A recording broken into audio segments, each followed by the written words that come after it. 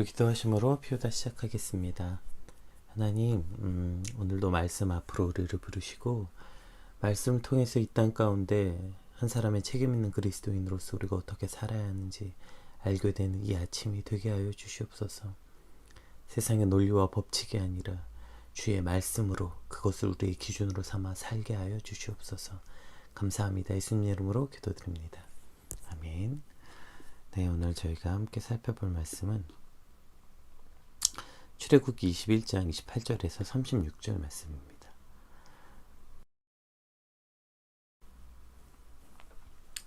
소가 남자나 여자를 받아서 죽이면 그 소는 반드시 돌로 쳐서 죽일 것이요 그 고기는 먹지 말 것이며 임자는 형벌을 면하려니와 소가 본래 받는 버릇이 있고 그 임자는 그로 말미암아 경고를 받았을 때 단속하지 아니하여 남녀를 막론하고 받아 죽이면 그 소는 돌로 쳐 죽일 것이고 임자도 죽일 것이며 만일 그에게 속죄금을 부과하면 무릇 그 명령한 것을 생명의 대가로 낼 것이요 아들을 받든지 딸을 받든지 이 법규대로 그 임자에게 행할 것이며 소가 만일 남종이나 여종을 받으면 소 임자가 은 30세겔을 그의 상전에게 줄 것이요 소는 돌로 쳐서 죽일지니라.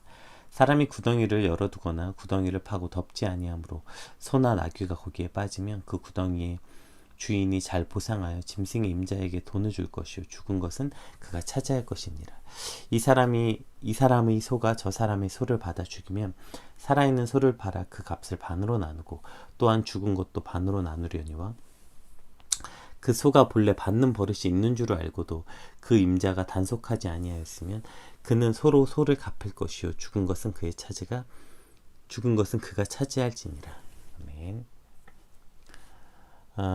오늘 본문은 이제 그 피해 보상에 관한 보상법에 관한 내용이죠. 그러니까 소나 우물의 주인. 오늘은 이제 이 두 가지가 대표적으로 아마 당시에 대표적으로 가장 많이 나던 사고의 일인 것 같아요. 지금으로 따지면 우리도 그 교통사고 법규가 굉장히 많잖아요. 그러니까 지금의 교통사고가 사고에 굉장히 많은 부분을 차지했던 것처럼 당시 이나 소나 우물에 관한 이 사고가 참 많았던 것 같아요. 그래서 그 소나 우물에 관한 그 보상법의 구체적인 내용들이 이제 돼 있는데 소나 우물의 주인이 책임과 의무를 가지고 그로 발생한 일을 책임지도록 하신 규례이죠. 그래서 오늘 본문에 주신 아주 중요한 의미는 고의성이던 고의성을 가지지 않던 소와 소의 주인과 우물의 주인은 그로 인해 발생하는 모든 문제에 책임이 있다는 것입니다. 그러니까 책임이라는 말은 맡아야 할 임무 혹은 맡아야 할 의무를 말하는 거죠. 어쩌면 지금을 살아가는 기독교 혹은 교회가 가장 많이 결여된 단어가 이 책임이 아닐까요? 가장 많이 듣는 말 중에 하나죠. 무책임한 기독교, 무례한 기독교, 다 비슷한 말인 것 같아요. 그러면 이 책임이라는 게 구체적으로 어떤 의미인지 우리가 잘 받아들이지 못하는 것 같아서 제가 그 사전을 하나 봤는데 한번 볼게요. 보세요. 책임이라는 단어를 한번 좀 키워볼까요? 안 키워지네요. 네, 이 책임이라는 단어를 보시면 그 유의어를 한번 보세요. 주변에 그 있죠. 유의어. 그럼 가장 가까운 유의어에 뭐가 있냐면 사명이 있어요. 사명. 그쵸? 그 위에 사명이 있고 또 뭐가 있냐면 직분, 임무, 멍해. 네, 이러한 단어들이 있어요. 그러니까 책임이란 단어의 유의어가 뭐가 있냐면 사명, 직분, 멍해 이런 게 지금 유의어로 등장해 있다는 거죠. 책임의 유의어가 어떤 것이 있는지 보면. 그러니까 기독교가 책임 없다는 말은 우리가 그냥 들을 때 기독교가 어떤 도덕적 의무가 없다 그 정도로 생각하기 쉬운 것 같아요. 그런데 만약에 거꾸로 교회가 사명이 없다, 기독교가 사명이 없다 이렇게 말을 듣는다면 그것은 교회 존재의 의미 자체에 관한 문제이기 때문에 훨씬 더 무겁게 받아들이는 것 같아요. 그러니까 당신 교회는 참 무책임해요 라는 말과 당신 교회는 사명이 없어요 라는 말은 사실은 같은 말인데 받아들일 때 당신 교회는 사명이 없어요 라는 말은 굉장한 모욕으로 받아들이고 당신 교회는 무책임해요 라는 말은 뭐 그냥 넘어갈 수 있는 정도의 말로 착각한다는 말이죠. 사명을 받았다는 말과 책임을 맡았다는 말은 같은 말이라는 것입니다. 우리가 한 사람의 기독교인으로서 이 땅에서 사명을 받았다는 말과 우리가 한 사람의 기독교인으로서 이 땅에서 맡은 중요한 책임이 있다는 말은 다른 말이 아니라고요. 교회가 이 땅에서 사명이 있다는 말은 이 땅에서 중요한 책임을 맡았다는 말과 동일한 것이죠. 그래서 교회가 이 땅을 책임져야 하는 막중한 책임이 있다는 뜻입니다. 그런데 사명 그놈의 사명 노래를 부르면서 어떤 부분에서도 책임지지 않고 싶고, 심지어 책임을 져야 한다면 최소한의 책임만 지고 싶어하는 이러한 모습, 이것 때문에 지금 기독교의 영향력이랄까요? 그것이 이렇게 부끄러운 지경에 이른 것은 아닌가 생각이 듭니다. 책임이 있다는 저 말의 유의어를 보시면 직분이 있다, 멍에를 매다, 사명이 있다, 이 모든 것이 다 책임 안에 들어있는, 그러니까 책임과 같은 뜻으로 사용되는 유의어라는 것이에요. 그런데 직분도 있고 멍에도 매야 한다고 말하고, 교회가 늘 가르칩니다. 직분이 중요하다, 직분 가르치고, 멍에 가르칩니다. 뭐 사명은 뭐 그건 아주 뭐 큰일 나죠, 그거 없으면. 근데 뭐만 없어요? 책임만 없어요, 책임만. 직분도 가르치고 멍에도 가르치고 사명도 가르치는데 책임만 가르치지 않는 교회예요. 책임지지 않는 교회, 책임지지 않는 기독교. 이것이 지금 우리 신앙이 갖고 있는 가장 큰 오류가 아닌가 싶습니다. 오늘 그래서 제가 이제 그 책임 있는 기독교인이라고 제가 오늘 본문 제목을 잡은 것도 그와 같은 이유죠. 오늘 본문 안에서는 이러한 소의 주인의 책임, 우물의 주인의 책임에 관해서 아주 상세하고 구체적으로, 심지어 그 안에 고의성이 있는지 없는지까지에 관한 그 다른 상벌 규정, 상은 없죠. 그 벌에 대한 규정들을 아주 구체적으로 나열하고 있습니다. 우리 한번 28절에서 32절 말씀 한번 같이 읽어볼게요. 소가 남자나 여자를 받아서 죽이면 그 소는 반드시 돌로 쳐서 죽일 것이요, 그 고기는 먹지 말 것이며 임자는 형벌을 면하려니와, 소가 본래 받는 버릇이 있고 임자는 그로 말미암아 경고를 받았을 때 단속하지 아니하여 남녀를 막론하고 받아 죽이면 그 소는 돌로 쳐 죽일 것이고 임자도 죽일 것이며, 만일 그에게 속죄금을 부과하면 무릇 그 명령한 것을 생명의 대가로 낼 것이요, 아들을 받든지 딸을 받든지 이 법규대로 그 임자에게 행할 것이며, 소가 만일 남종이나 여종을 받으면 소 임자는 은 30세겔을 그의 상전에게 줄 것이요, 소는 돌로 쳐서 죽일지니라. 아멘. 그러니까 지금 이 소는 당시 개인이 소장했던 재산 목록 중에 가장 귀하고 비싼 것 중에 하나였어요. 왜냐면 소가 있으면 소를 이용해서 짐 넘기고 뭐 밭도 갈고, 당시 뭐 밭은 안 갈았겠지만 어쨌든 많은 사람들이 해야 될 일을 대신해 주는 아주 유용하고 필요한 것, 그것이 바로 소이죠. 소가 가졌던, 또 소는 아주 많은 사람들이 먹을 수 있었던 귀한 양식이기도 했으니까요. 그러니까 소는 당시 개인이 소장했던 재산 목록 중에 아주 비싸고 가장 귀한 재산 중에 하나였다고요. 그럼과 동시에 그 소는 뭘 갖고 있었냐면 위험성을 갖고 있는 거, 위험성. 소로 인해서 누군가 상해를 입을 만한 위험성을 갖고 있는 겁니다. 물론 이제 본문에 그 소가 받는 버릇이 있어서 누군가에게 주의를 이미 받았으면 이제 그 고의성에 대한 문제, 그러니까 더 책임이 있다는 말과, 근데 그렇지 않더라도 여러분, 소는 원래 들이받는 속성을 가지고 있어요. 그래서 그 속성을 이용해서 그 투라는 경기도 하는 건 아닙니까? 소는 물론 그것이 소마다 개인차가 있어서 어떤 소는 많이 들이받고 어떤 소는 잘 안 들이받을 수 있겠지만, 언제나 소는 들이받을 위험성을 갖고 있는 거예요. 그러니까 소는 부지불식간에 들이받을 수 있는 위험성을 늘 갖고 있는 거예요. 갑자기 언제든 뭘 들이받아도 이상하지 않아요. 그게 소의 특성 중에 하나라고요. 그러니까 우리가 무언가를 가졌다는 것은, 소를 가졌다는 것은 소가 가지고 있는 소의 재산으로서의 가치, 소의 유용성 뿐만 아니라 그 소가 갖고 있는 위험성까지, 그러니까 그 소가 가지고 있는 유용성 뿐 아니라 그 소가 갖고 있는 위험성까지 가지고 있다는 거예요. 이것을 같이 가지고 있다는 것을 반드시 기억해야 되는 거예요. 무언가를 가졌다는 것은 그것이 내게 힘이 되기도 하고 능력이 되기도 하고 재산이 되기도 하지만 그에 따른 책임과 의무도 반드시 같이 가져야 된다는 것을 기억해야 되는 것이죠. 그런데 어느 순간부터 인간의 약함은 힘과 능력과 재산은 갖되 그것에 대한 책임은 지고 싶지 않은 거예요. 문제는 그것이 기독교인, 기독교 공동체 안에서도 마찬가지 아닙니까?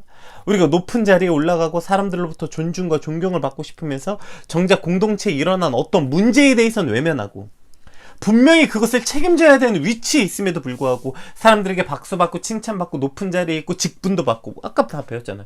직분도 받고 뭐 다 그렇죠? 그래도 그 사람이 리더다, 직분자다, 뭐 이렇게 해서 그러한 어떤 막 사람들로부터 받는 그 유용성, 그 뭐죠? 능력, 위험, 뭐 이런 건 다 받고 싶고 누리고 싶으면서 그 직분자로서 가져야 되는 책임, 우리가 충분히 그 공동체 안에서 오래된 사람으로서 혹은 그 공동체 안에서 책임 있는 어떤 사람으로서 많은 사람들에게 영향력을 끼치고 그런 모든 칭찬을 받고 싶으면서 정작 그 공동체 안에서 책임져야 될 일들, 누구도 할 수 없는 어떠한 그 일들, 그거로부터는 자유롭고 싶은 것. 이것이 인간이 갖고 있는 악함이 공동체 안에서도 동일하게 이루어지는 것이죠. 마땅히 책임져야 될 사람이 아무도 책임지지 않고, 이것이 교회 공동체 안에서도 그 일어나는 일인 것 같아요. 누군가에게 어떤 일을 시키고 정작 그 일에 대해서는 전혀 책임지고 싶지 않은, 그래서 책임은 오히려 가장 힘없고 약한 개인이 지도록 하는 정말 최악의 모습이 아닌가 싶어요.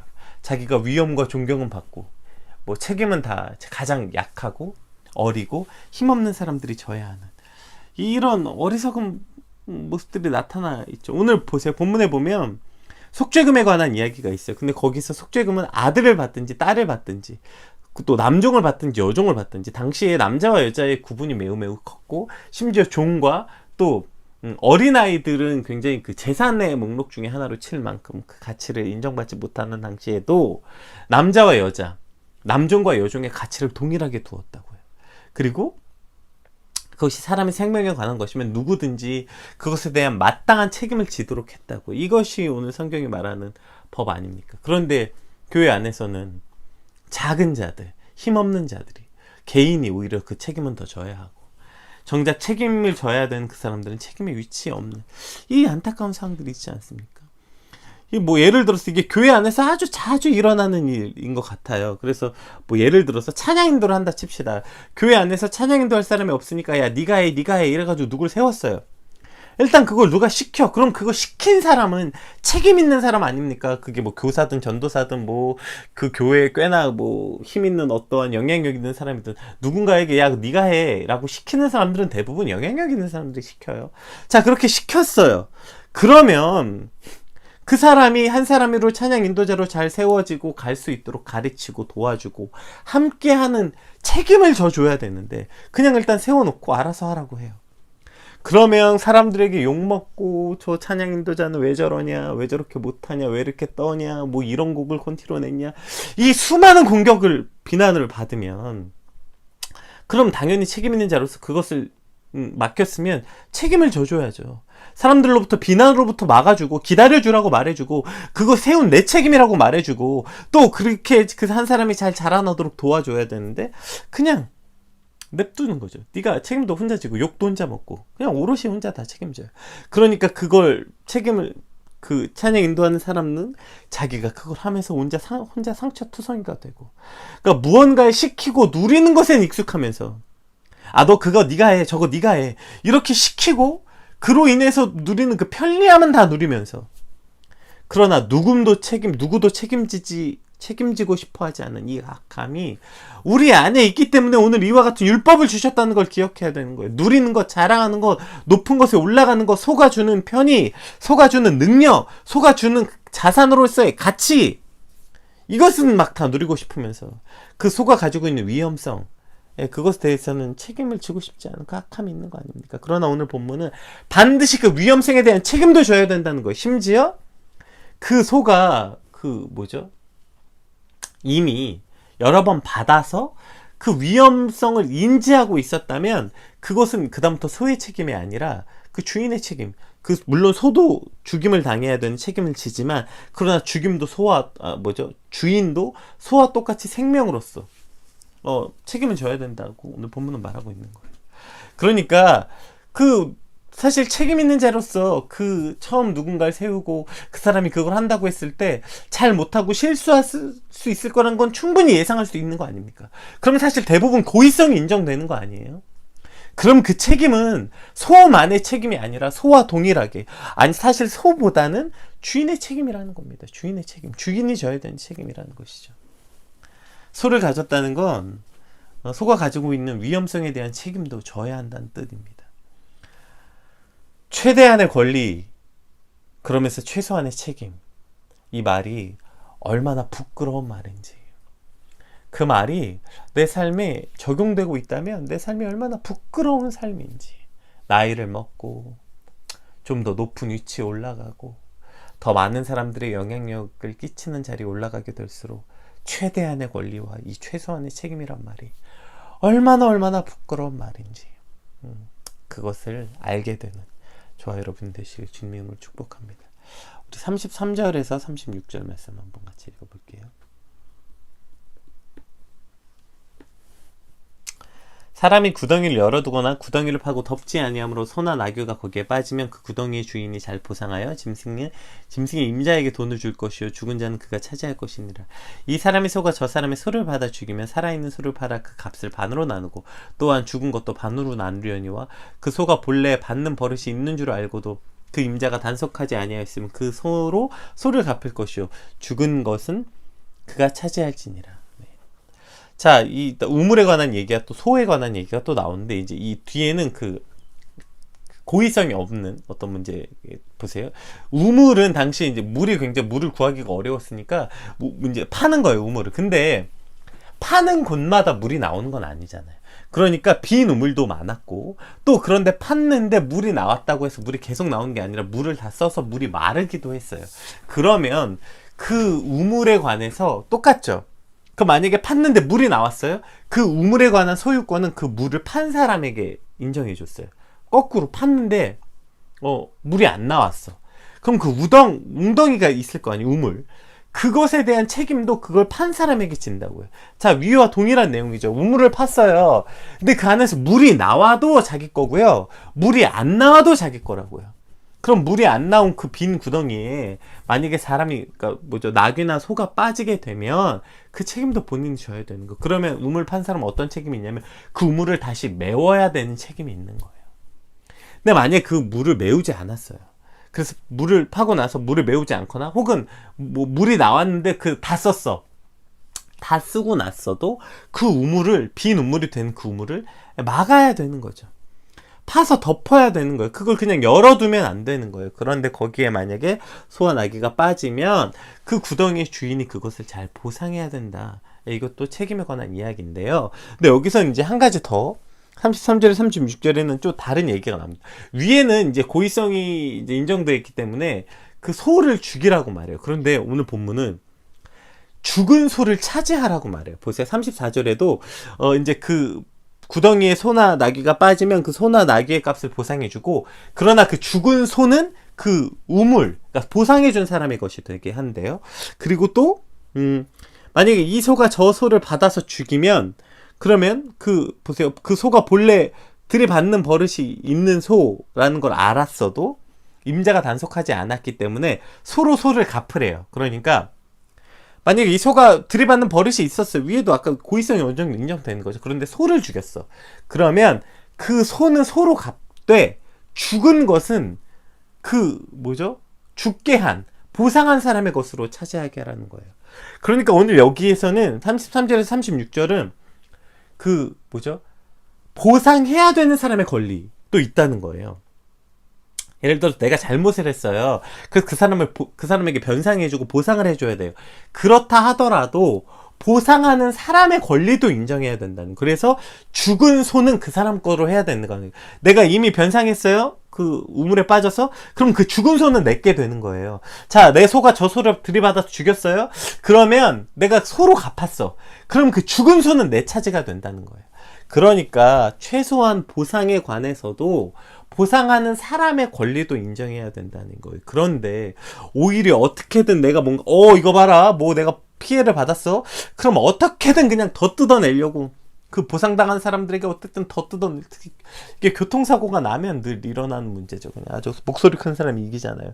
무조건 들이눕고 아주 난리 많이 좋아졌다고 하지만, 사실 그 많이 좋아졌다는 건 옛날보다는 과도한 피해를 줄였다는 뜻이지, 지금도 사실 교통사고 나면 무조건 입원하면 보상금이 나오고 당연한 어떤 프로세스처럼 돌아가는 일이죠. 그러니까 어쨌든 우리가 보상당한 사람의 권리도 있다는 것을 인정해야 돼요. 그런데 우리가 한 사람의 어떤 기독교인으로서 마치 어떤 피해자 입장이 된다면 그 보상당한 사람의 권리 따위는 그런 게 어딨어. 내가 피해자인데 여기에 그냥 함몰돼서 그냥 무조건 더 뜯어내고 내가 최대한의 것을 더 많이 가져오고 그냥 뭐 웃기지 마. 네가 우물 안 판거 네 책임이지. 그 우물 네가 안 덮었잖아. 넌 당연히 그 책임도 주고 저거 내 소니까 내 소도 다 줘. 왜 저거 내 소니까. 야, 내가 피땀 흘려 저거 키운 소인데 아무리 죽었어도 저 소 내 소지. 다 줘. 너는 당연히 피해 보상해야지. 이러한 어떤 욕심으로부터 그 보상을 해야 되는 사람의 권리도 보호해주는 법이라는 것이죠. 그래서 오늘 이 율법은 무조건 피해를 당한 사람의 권리만을 보호하는 것이 아니라 피해를 보상해야 되는 피해자의 것에 대한 보상도 피해자의 권한도 보호하고 있다는 것을 반드시 기억해야 되는 것입니다. 따라서 우리가 어떤 피해자 입장에 섰을 때 누군가에게 피해를 받았을 때 그랬을 때 역시도 우리는 반드시 거기에 대한 책임이 있다는 거예요.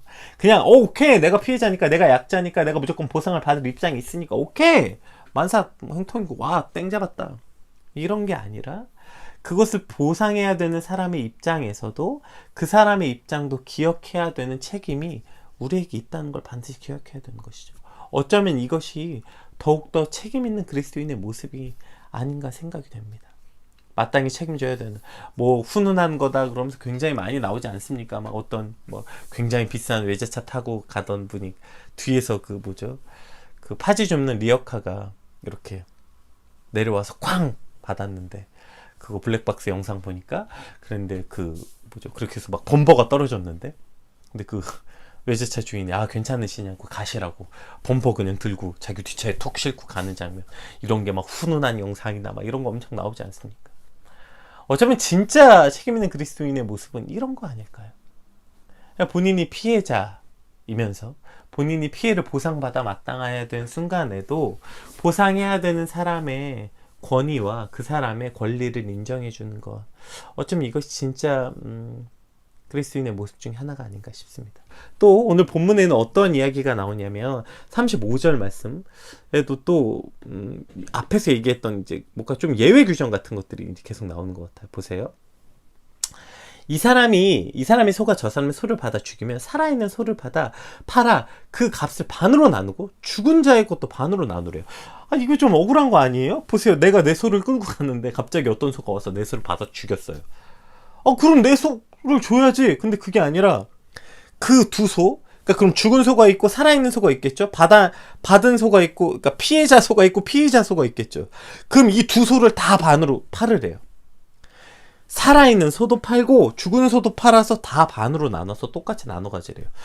이거 좀 억울한 거 아니에요? 왜요? 내가 뭘 잘못했는데 내가 이런 손해를 봐야 되지? 생각할 수 있겠죠. 그런데 반대로 생각해 봅시다. 만약에 내 소가 저 소를 가서 들이받았어요. 근데 이 소는 원래 한 번도 이러한 사고를 친 적이 없는 소야. 한 번도 생각해보지 못했어. 어제 10년 동안, 어제도 5년 동안 늘 끌고 다니던 소가, 멀쩡하던 소가 갑자기 저 소를 가서 들이받았어요. 그럼 들이받은 주인 입장에서도 사실 이게 굉장히 억울한 거 아닙니까? 물론 누가 더 책임 있냐고 말하기가 쉽지 않지만 이것을 우리는 사고라고 부르죠. 사고. 누구도 예상하지 못했고 누구의 책임이라고 말할 수 없는 사고는 함께 책임지라는 겁니다. 함께. 이게 네 잘못이냐 내 잘못이냐 죽어라 싸우는 것이 아니라 그것이 사실 누구의 책임이라고도 말하기 참 애매하다. 그러면 공동체의 책임으로서 우리가 서로 다 조금씩 손해를 보면서 함께 책임지라는 거예요. 함께. 만약에 교회 안에 이런 아까 얘기했듯이 그 어떠한 일에 관해서 어떤 사람이 만약에 내가 그러려고 그런 게 아닌데 근데 누가 세웠어 나보고 하래 그래서 했는데 어떤 일이 발생됐어요. 그럼 누가 책임집니까? 그 사람이 책임져야 됩니까? 아니죠. 함께 책임져 줘야 되는 거죠. 함께 교회가 그 공동체가 함께 책임져 줘야죠. 야 그건 네가 잘못한 거니까 네가 해. 이것이 과연 옳은 일이겠습니까? 교회 안에서 일어난 일이고 그것이 또 사실 그 사람의 책임만이라고 보기 어려운 부분들이 사실 분명히 존재하죠. 야 그래도 그건 네가 한 거니까 네가 해. 이렇게 말한다면 그것이 어떻게 교회의 모습, 온전한 공동체의 모습이겠어요. 조금 억울한 부분이 서로에게 모두 있다 하더라도 나는 시켜서 그냥 한 건데 이 사람도 억울하고 아무리 시켜서 했어도 그거 네가 실수한 거니까 네가 책임져야지. 그러니까 아니라 서로 탓하고 서로의 피해를 최소화하려고 노력하는 것이 아니라 그것이 뭐 피치 못하게 일어난 어떤 사고에 관한 부분이고, 그것이 사실 누구의 책임이라고 말하기도 사실 애매한 부분들이 있다면 함께 책임지는 법을 배우는 것입니다. 그래, 살아있는 소도 팔고 죽은 소도 팔아서 그것을 똑같이 반으로 나눠서 너도 손해보고 너도 손해봐서 서로 책임 있는 것을 배우는 것, 이것이 바로 교회의 모습, 온전한 공동체의 모습인 것 같습니다. 오늘 본문은 이러한 피해 보상에 관한 부분에 관해서 서로 함께 책임지는 법도 배우고, 먼저 책임지는 법을 배우는 그리스도인, 그리고 가해를 한 사람, 그러니까 보상을 해야 되는 사람의 입장도 함께 책임져 주는 그리스도인, 그리고 함께 책임지는 법을 배우는 그리스도인. 오늘 본문이 이렇게 우리에게 세 가지 책임을 가르쳐주고 계시는 것 같아요. 오늘 이 땅을 살아가면서 최대한의 권리, 최소한의 책임, 이 부끄러운 기독교인이 아니라 언제나 모든 일에 권리만큼 책임질 줄 아는 그리스도인으로 살게 하여 주시옵소서. 또 우리가 혹 피해를 당할지라도 내가 받은 피해에 그냥 함몰돼서 그 상대방의 그 입장과 권위는 철저히 무시하는 그러한 이기적인 보상이 아니라 그 와중에 상대의 마음도 배려할 줄 아는 책임 있는 그리스도인이 되게 하시고, 또 우리가 함께 책임져 줄 수 있는, 그저 내 권리만을 누리는 게 아니라 내가 한 교회의 공동체 일원이라면 교회가 져야 되는 책임에 당연히 함께 져야 되는 거 아닙니까? 그러한 함께 지는 책임지는 걸 배우는, 함께 책임질 줄 아는 주님, 그러한 성숙한 그리스도인이 되게 하여 주시옵소서. 우리가 오늘 또 그렇게 그런 그리스도인이 살게 하여 주시옵소서. 우리 함께 기도하시고, 또 여러분 오늘 하루 가운데서 여러분, 그럼 나는 주님 어떤 책임을 져야 합니까? 그럼 내가 있는 위치에서 나는 어떠한 책임을 질 줄 아는 사람이어야 합니까? 오늘 우리에게 책임을 말씀하신다면 오늘 어떤 책임을 지면서 우리는 살아야 하는지, 우리의 맡은 책임에 관하여서 같이 묵상하시는 그런 시간 되셨으면 좋겠습니다. 우리 받은 말씀 놓고 함께 기도하시고, 또 우리에게 있는 책임에 관해서 같이 묵상하는 시간 갖겠습니다. 기도하겠습니다.